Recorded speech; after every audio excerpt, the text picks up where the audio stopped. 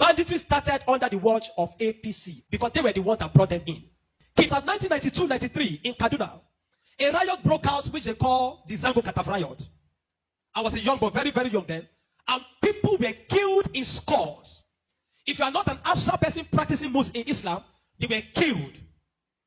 Especially if you are from the southern part of Kaduna, the tribes from the southern part of Kaduna, they were massacred. It was called the Zango Kataf riot. And if the next thing they do is to burn churches, kill Christians, and then if they are done with that, then they focus on businesses that is for Igbo people, Igbo-owned businesses, and they destroyed it. I grew up knowing that Christians are an endangered species in Nigeria. In the year 2000, when the Sharia riot, how many of you have heard of the Sharia riot? Hundreds of thousands of people were killed in Kaduna.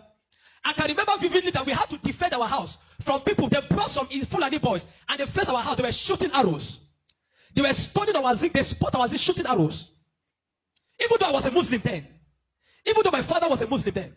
But because majority of the people in our compound were Christians, so they were willing to destroy every one of us because we're living with Christians. I can remember a particular church in Mando, for those that know Mando, in Kaduna, called Chapel of Redemption. That church was destroyed. And so from that time, anytime there's a little hanky-panky in Nigeria, the first target is churches and Christians. And this has prevailed for a long time. That even if there's a problem with in another country, the Muslim and the Hausas in Nigeria will rise up and begin to kill Christians. How many of you remember the Miss World crisis in 2002, 2001, 2002? That somebody drew a picture of Muhammad or something in France, long away in France, and they began to fight in Nigeria. Are you following me? Christians are endangered species. Now let me give you, and that's how it has continued. Scores have been killed, and they focus on regions where there is a mixture of both Christianity and Islam. If you look at states like Kaduna, states like Plateau State, states like Nasarawa, states like Taraba, states like Benue, states like Bauchi, states like Gombe, states like Borno. These are places where they focus on because they intend to eliminate every living Christian in that place. Anybody that debunks it is a total lie because I have grown and lived in the north. I've spent 80 to 80% of my life in the north, so I understand this thing. Several times, I cannot forget the Sharia riot. We were running for our lives. Even though we were Muslims, but we're still running because as far as you are not of that ethnic group, practicing what they practice, you are a victim. You can be burnt alive. Many of us saw human beings that were burnt alive, like roasted like yam. And it has been going on for a long time. The genocide against the Christian faith. Are you with me? Many years ago, in Kano State, a man was beheaded. And anything they talk about that he said blasphemy. And guess who was the person that led it? The man called Sanusi Lamido Sanusi was the one that led him up. And they beheaded him. They killed the Igbo man. They killed him and they put his hand on the stake and they were using it to parade the city. You will understand of a woman also that is an evangelist. Evangelist Eunice that was preaching about 2016 or 18 in Abuja. And they killed her. We cannot talk about a young girl called Deborah Samuel that was killed. I schooled in Jos, and for years, the people of Plateau have been massacred. Riot breaking out every single time. The one that the moment anything happens, the next people that are victims are Christians. And it is unfortunate that all these years, the government have not been able to do anything about it. But the agenda is deep. Are you with me this morning? Why am I saying? Because I don't want us to be an ignorant people. If we are ignorant people, they will control the narrative. And this days, let me tell you this truth. God will not come and fight for you. Remove that thing from your mind.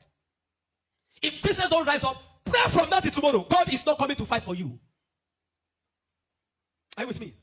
Now, in the year 2009, Boko Haram started. Boko Haram started because of a section. It was a political movement. They created Boko Haram as a political talks to bring confusion into the government of Goodluck Jonathan. And to be able to, destroy any opposition, starting from Borno State, under the watch of a man called Kashim Shetima, which is now the vice president of Nigeria. Kashim Shetima and the other man, Ali Mohammed Sharif. These were the people that started the business of Boko Haram as a political talks to be able to oppose their opponents. But after a time, the ideology grew and they began to destroy. Now, it became a problem and they began to use it to destroy, bombing here and there. In 2009, 2010. As of 2010, a man led a meeting in Jos. Are you with me? He led a meeting that they were going to annihilate Christians within the locality of Plateau, Borno, Plateau, Bauchi, Kaduna, and Nasarawa. And he said they are going to perform jihad. They will bring jihad and they will go to kill that. If the Islamic leaders are not willing to lead them, he is ready to lead the movement. I have the minute of that meeting in my phone presently. Guess who is that person? Isa Pantami, that was the former Minister of Communication under Buhari's regime. And several times, these are people that are terrorist sympathizers. And that is why the Nigerian army have not been able to win the war against the terrorism. Because the terrorists have infiltrated the Nigerian ranks, the army ranks, so they cannot win the war. That said, Osama bin Laden was a better Muslim than he is. He was sad when Osama bin Laden was killed. And he has said it several times that Boko Haram should not be killed. He said they are their Muslim brothers. How do you win a war against terrorism when there are people high in government that are sympathizers to terrorism? How do you win that war? Now, there are 4 categories of insecurity or people that are causing insecurity. Number 1, you have Boko Haram. Number 2, you have bandits. Number 3, you have Fulani herdsmen. Now I'm going to show you how they are connected. Many people don't know. The Boko Haram and the Fulani herdsmen have one mission. The mission is simple: Islamize Nigeria. Come to a territory that are Christian dominated, kill everybody there, occupy their land. Go to Benue, look for a community, kill them there, occupy their land. That's always me. Boko Haram and the Fulani herdsmen. Have you noticed that Fulani herdsmen they don't kidnap, they kill? There's hardly a place you hear that Fulani herdsmen capture that they say these are Fulani herdsmen. No, when they go, they kill. How do they kill? They kill with guns. You must now ask yourself, how does a Fulani man get AK-47? Do you know the cost of one AK-47?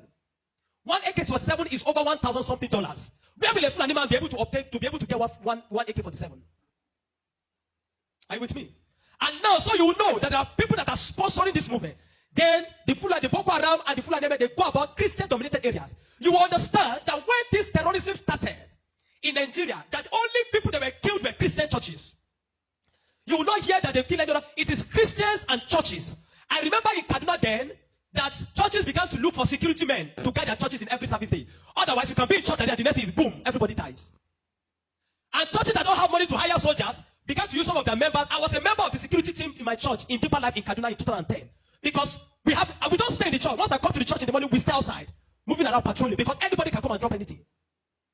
So when Boko Haram started, the majority of Muslims, the Hausa, Northern Muslims, they were happy.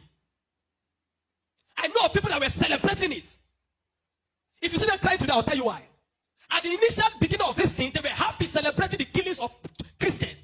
They said they are purging Nigeria of army. It was majorly on Christians and Christian-dominated areas. But when it comes to 2014, the man Buhari and APC that wanted to overthrow the government of Jonathan, by all means, decided to employ mercenaries from Niger, from Chad, from all those Fulani, from other African nations where they're Fulani, and they brought them into Nigeria. What was the goal? The goal was that if Jonathan does not concede defeat in the election, they were going to rain hell on Nigeria. So they brought in these mercenaries, and they equipped them with rifles, the Aerofiles, the Buharis. Are you with me? The Aerofiles, the Buharis. Every one of these people called APC, they brought in mercenaries and armed them in the bushes and told them to wait. The moment Jonathan did not concede defeat in the election, they were going to start. But unfortunately for them, Goodluck knew of the assignment. He got intel about it, because the man said his ambition does not worth the blood of millions. So the man conceded defeat and left. And so they declared APC winner. Now, you have already brought people from different parts to come and fight. But what they wanted to come and fight for, did not achieve anymore. So now they left those people in the bush. They left them with guns and ammunition in the bush. And when Buhari became the president, he abandoned them. Instead of them to settle them and let them go back, they abandoned them. And the people saw Nigeria as a place that is good. And the people decided to remain in Nigeria. Those are the people that started bandits. Before, we don't have anything like bandits. Banditry started under the watch of APC, under Buhari, because they were the ones that brought them in. Kidnapping, because they needed to survive. So they started by kidnapping. And they started by kidnapping. And they started by kidnapping. And they started by kidnapping. Over time, now, you understand that there are certain parts of this nation where there are mineral resources. Don't be an ignorant Christian. Follow me. Don't be an ignorant Christian. Don't be in a nation where you don't have understanding of what is happening. Now, there are some parts of Nigeria where there are good resources.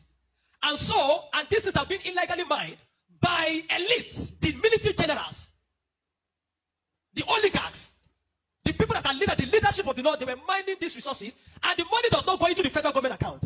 So what they do is that they employ the services of this banditry to create two things. Number one, to create diversion. So when you go to Zamfara, that's why you hear that they say that it's killing in Zamfara now. It's because of the Ilema gold mine. There is gold in Zamfara that they are mining. And so these bandits that are already in the bush, some people collaborate with them, partnered with them, and told them to keep creating confusion, create chaos. When you keep creating chaos, the Nigerian state and the people of Nigeria will not be able to focus on the illegal mining. They'll be concerned about the insecurity.